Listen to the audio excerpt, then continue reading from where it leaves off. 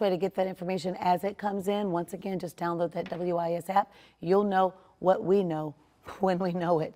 All right, now we want to get you back to those wildfires in Horry County. WIS reporter Naomi Popa is live in the Carolina Forest in Myrtle Beach in the center of this fire. You know, we've been covering the California wildfires for weeks now. It's something different about seeing hit close to home. Yeah, no doubt about that. Naomi, you've spoken with some residents who are most impacted by these fires.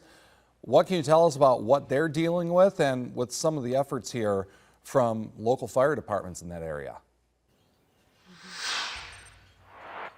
Well, Judy, Greg, that's just it. Crews are working around the clock, but in addition to that, residents themselves are taking the initiative to help as well. They're watering their properties, and they're doing everything that they can to keep the smoke at bay in and around their properties. Just to my right here, you can see what remains of a homeowner's fence after Saturday's fire took away their entire backyard. It was engulfed in flames.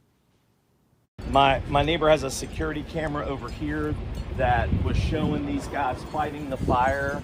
My fence just was already melted, but you can see in the grass, I mean, it was burning all the way up to the house, and then it melted the siding on the house.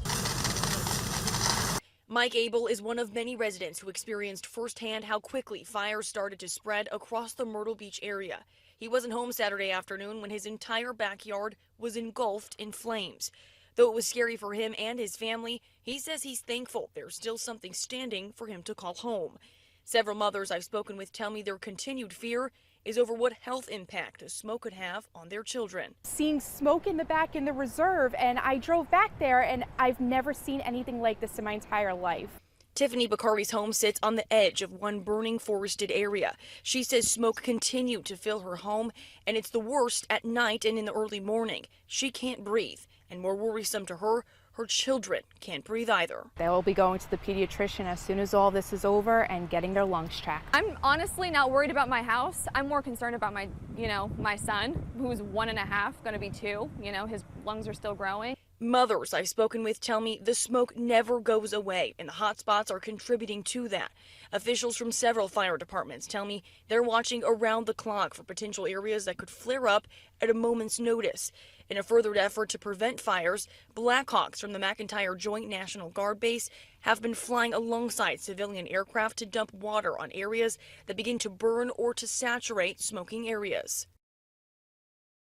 Now, crews from the Midlands who have spent much of the last 4 days working to help put out these fires have returned home. The State Forestry Commission says the fire was human-caused, but so far, investigators have not released an official cause to that fire. Reporting live in Myrtle Beach, I'm Naomi Popa, WIS News 10.